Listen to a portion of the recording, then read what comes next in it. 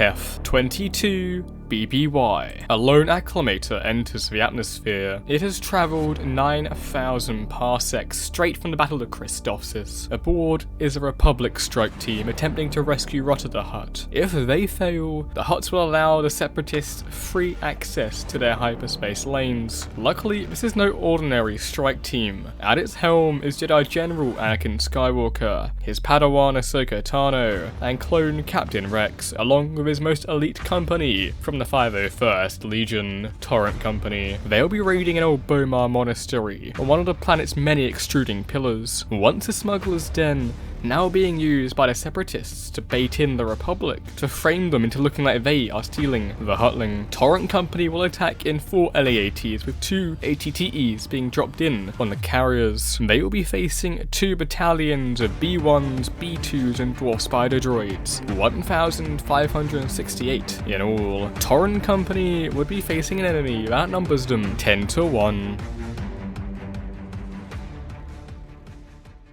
The Separatists had, very unusually, made a good strategic move by only defending the pillar on which the monastery sits, and using the Dwarf Spider Droids as artillery. But for the Republic, the situation was not so rosy. As they approached the monastery, they came under a hail of flak fire from the Spider Droids, and with the fire so heavy, they couldn't land on the pillar itself. So Skywalker has to order the Force to land at the base of the pillar. The droids must have thought the battle was over before it had even started. How could the Republic move an entire company of clones up a cliff face under fire? But the clones had a trick up their sleeves. As they approached the landing zone, they checked their weapons and comms before rushing out under the withering fire. The droids had positioned the spider droids onto a cliff itself, battering the clones as they scrambled for cover. The ATTEs took the biggest blows, but their heavy armor held firm. Captain Rex holstered his trusty DC-17s, instead opting to go with a pair of DC-15s. Not something the Mandalorian instructors on Kamino would advise, but the captain knew that such stunts were a surefire way to inspire the men. Knowing that the Jedi can find their own way up the cliff, Rex orders Torrent Company to fire their ascension cables, which would allow them to slowly climb. Meanwhile, the ATTEs began the dangerous and relatively unproven tactic of vertically climbing the cliffs, using the magnetized traction pads in each of its 6 feet. With this angle covering the top of the pillar, they could fire their mass driver cannons directly at the source of the incoming fire. But with the walkers being the largest targets, they continued to take heavy fire, until a lucky shot from a spider droid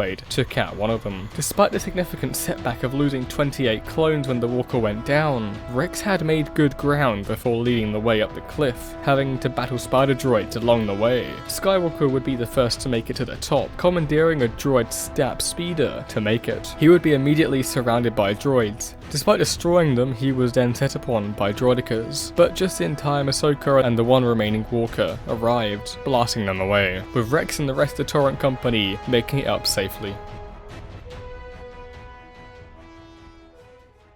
Upon mopping up the last of the droids on a landing pad, the team would move into the monastery itself. Skywalker and Tano would head into the prison level down below to try and find Jabba's son, while Rex and Torrent Company stayed up top. Despite some stray droids following them throughout the corridors, the pair managed to find the Huttling and join up with Rex in the courtyard. There they were able to communicate with Jedi General Obi-Wan Kenobi, who is en route with a Venator to pick them up and deliver Jabba's son back to Tatooine. He is assisted by his exceptional Marshal Commander Cody, while the Venator is captained by Fleet Admiral Wolfie Laren. Such is the importance of the mission. But Kenobi would not be the first to reach Teth. That would be the Separatists, with a squadron of Vulture droids thundering in and providing cover for a C-9979 lander. The clones would mount a defense, but with no anti-air fire, they were sitting ducks and forced to retreat into the monastery. The Huttling was becoming more and more unwell, and Skywalker didn't know how long Kenobi would be, so he told Rex to hold the main door while he and Ahsoka looked for another way out. All Rex had was a couple of platoons and his company's sergeant to hold out with. And more bad news for Rex was on the other side of that door. Ventress, Count Dooku's apprentice, had arrived and had just found a way to open it. Their blasters aimed at the door, the clones put up a stubborn defense, but ultimately having to surrender to Ventress's droid forces. Rex himself had been knocked unconscious, but waking up in a haze, he saw a perfect shot at shooting Ventress. Raising his DC-17, it would have been a direct headshot, but Ventress force-pulled B1 to block the blaster bolt. Rex refused to answer her question, so he was force mind-tricked into calling Skywalker and asking for his location. But not being weak-minded, Rex manipulated the situation, calling the Jedi General by his first name, tipping off Skywalker. The clones were then held prisoner in the courtyard, and although they managed to take the droids' own weapons off them, and then take cover behind a destroyed AT-TE, they were trapped under siege in the courtyard and forced to hold out, hoping that reinforcements were on the way.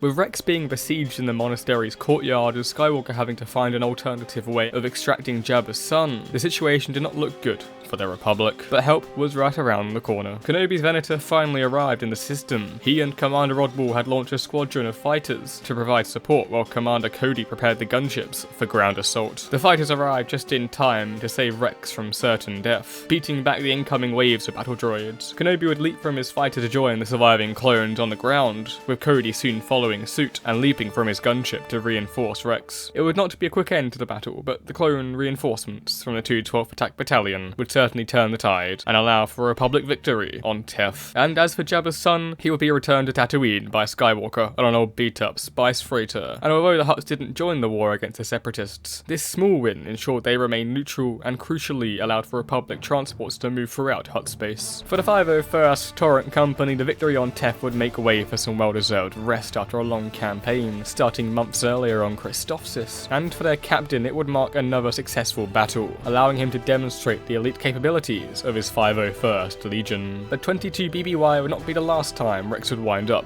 on Teth. Although Teth was not a great tactical victory of the Clone Wars, it cemented the belief in the clone army that their superiority to the instincts of battle droids was more than just talk. Thank you very much for watching. As always, you can join my Discord server through the link in the description, and subscribing would be greatly appreciated. Trying to get to 5k before Christmas if we can make that happen. But other than that, I've been Rhino, and I'll see you around.